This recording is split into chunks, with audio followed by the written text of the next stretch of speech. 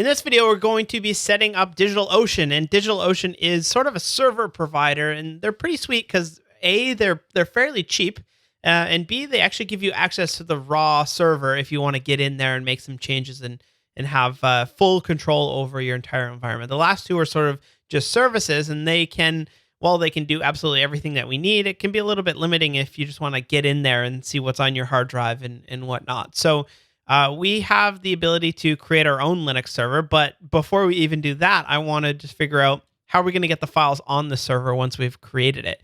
And there are all kinds of different ways that you can get your files on a server. You can use something called rsync, which would sync them all up. You can SSH into your box and move those over with something called SCP. You can use FTP client that supports SFTP, and you just log in with that and drag and drop your files. There's all kinds of different ways, and what we're going to be doing is using a Git repo that we can then push to GitHub and then go onto our server and pull that down from GitHub. So I'm going to go to GitHub here, and I'm going to create a new repo, and we're going to call this testing deploy node, and then testing deploy. Let's try that. Create the repo. And what we want to do is we already have an existing repo, so we just need these two lines right here. There we go. And we're just pushing up all of our data. Again, this is going to take a little bit because we do have quite a few images in our actual repo. As you get more and more images, it might make sense to start looking at, rather than storing your images right in your uploads folder, but storing them on something like Amazon S3 where your files are stored on a separate CDN. There we go. I've got my everything uploaded here, and I give it a refresh. And you should see that your entire application, except your variables.env, are up and running. Good. Now we'll go back to DigitalOcean, and you're logged into your dashboard. Create an account if you haven't. You should see a button that says create a new droplet. What we want to do is go over to our one-click apps here, and we want to select the highest version of Node that they currently offer. And it looks like it's 6.10.2. That's not nearly as close as what we need. We need at least 7.6, but it's going to get us there, and we'll hop on the server and upgrade it ourselves. So click on that. We do need at least 1 gig of RAM in order to do our npm install. I have found that if you choose the $5 one, when you do npm install, the npm install will fail. And the reason is because there's just not enough memory for it to download all those files. Although that said, the $5 server is good enough for our application. It's just the npm install that it fails on. So if you do want to save yourself $5 a month, do a quick search for how to add swap memory. This is Ubuntu 12, but I followed these on my own server because I didn't feel like paying an extra $5 a month for npm install. And what this will do is it will install something called swap memory, which you can use the file system as sort of temporary memory, and then that way the npm install will work. And if you don't know what I'm talking about, then let's just go with the $10 a month one. You could even do the $10 a month, do our install, and then size down to $5 a month if you're really worried about it. Then you pick your location where you want to go. I'm going to go with the default New York 2. And then SSH keys. If you don't know what an SSH key is, essentially what it is, it's like a little fingerprint on your computer so that when you try to log into a server, you don't need to provide a username and password. You simply just log into it, and the SSH key is proof enough that you're actually coming from an authorized machine. I'm not going to show an SSH key just so that if you're not familiar with them, you can keep going and we'll use a password. But ideally, what you would do is you would create an SSH key and log in without any sort of password. Finally, you create a host name. We'll call this node deploy 1 or whatever it is you like to call it, and click on create. Now, while you wait for this to go ahead and create itself, we can hop over to our email and grab the password that it's going to send you. It's a one-time password that we need to get into our box. Now, after about a minute or so, you're going to see that your server is ready to go, and it will give you an IP address. What comes in your email if you didn't use an SSH key is you'll see the name of the droplet, the IP address, your username, and then this one-time use password. So what we need to do now is to actually get into our box. And when I mean box, I mean get into our server. And we do that via something called SSH. So open up your terminal. If you're on Windows, you need to download a program called PuTTY, and that will allow you to do SSH on Windows. Or if you're really into it, there's a new thing on Windows called Windows Subsystem Linux, which will allow you to use SSH on Windows, no problem, if you'd like to look into that. Otherwise, just download PuTTY. So here we go. We're going to do SSH and then use a root because that's your username. You can create more later. At, and then you grab the IP address. That's sort of like the domain name for your server. It's going to ask if you want to have a fingerprint. Yes, you do. And then it's asking you for your password if you have a password. If you don't, then you will already be logged in because you use an SSH key. So I'm going to paste it in there. It's not going to show us anything. Hit enter, and then it's immediately going to ask you to set a new password. So paste your current password, then make a new one. There we go. Now I'm in. I'm going to hit Command K to clear this out. You notice that this is different than my normal terminal because I'm actually in my server now. So ls-l, there's actually nothing in there. But if I type node-v, you'll see that, ooh, now we have node. And I can even do like node 1 + 1, and I see 2, and I need to get back out of that. I'll hit Control-C twice to get back into my bash terminal. Okay, so now we need to upgrade our version of Node because it's on version 6.10, or if it is not at least 7.6, then you need to upgrade it. And the way we do that is we install a package called n, and n will allow us to switch the different versions on our computer. So type npm install n-g, and then we type n latest. That's going to go off and download the latest version of Node for us. Now if we type node-v, it's still going to say version 6.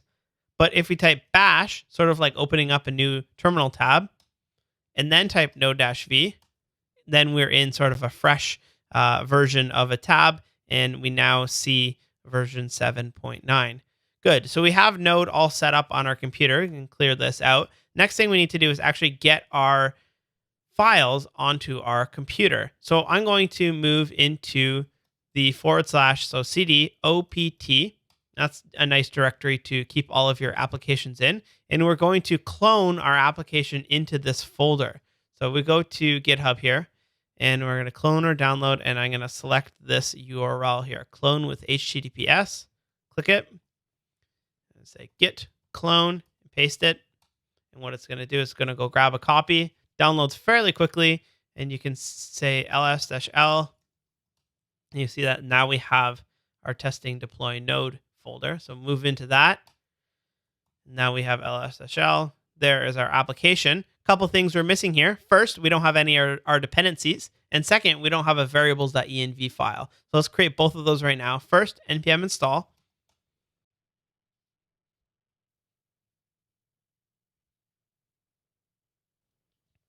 While I sit here and watch it try to install Webpack and probably also will try to install Sass, I realized that npm install could be made much quicker by typing npm install space -- production. And that will only install our dependencies and not our dev dependencies, which we don't need Sass on our, it will install just fine, but there's no need to actually have any of this development stuff like Uglify and whatever on our actual server because it's not needed in our case. So it all finished. It puked a whole bunch of stuff up on the screen. It adds some scary warnings, but that's npm. That's how you know it's done. It makes you worried about what happened. So that installed. Next thing we want to do is create our variables.env file. So we'll say touch variables.env, and then we will go into that. Now we don't have an editor here except for Vim, so we're going to be badass and actually open up Vim ourselves. Variables.env. And now we're in it, and we can just go back to our existing variables.env.now file with all of our production things in it. We paste them in, and then you want to hit escape, :WQ. See at the bottom here, I hit escape, :WQ, and hit enter. That means save and quit in Vimland, and then we have set that up. So again, we npm installed, we have our variables, and I think now we could be able just to type npm start, and that will kick off our start.js file. And because we're running on port 80, again, port 80 and 443, and I think one of the other ones, those are only ports that are actually open on this image by default, which is great. You don't want to open everything else up. So it's looking like it's up and running. What I'm going to do is I'm going to take the IP address of our droplet and try to visit it in the URL. And woohoo, there it is. It's running. Obviously, we don't have a domain name, and you can do that by going to your DigitalOcean backend and click on networking. You can add a domain name in there, but you can visit it no problem with your IP address that you have for this server, and you can go ahead and everything will work just as we expected it to work, no problem.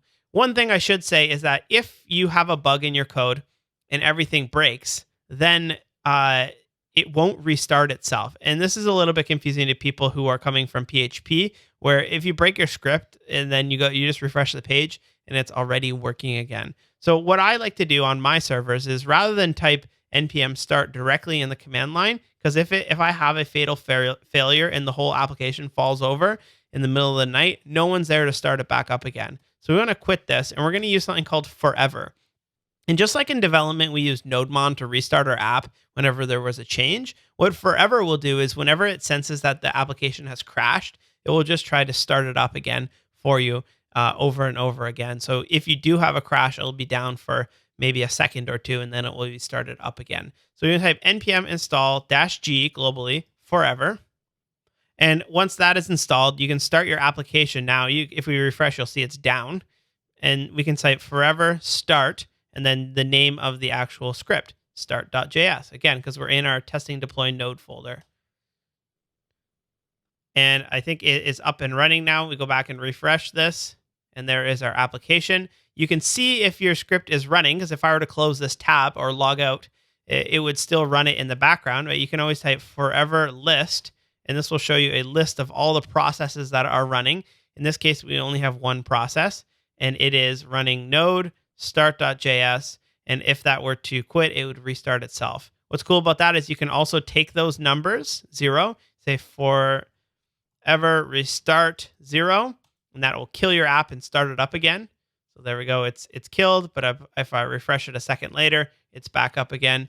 And you can say forever logs 0, and that'll give you any of like the console.logs or any of the errors that are happening on your server, and you can be able to see that really quickly as well. So that is deploying to DigitalOcean. Pretty neat, pretty simple. I'm a big fan of that, especially as things start to get a little bit more expensive with those other services.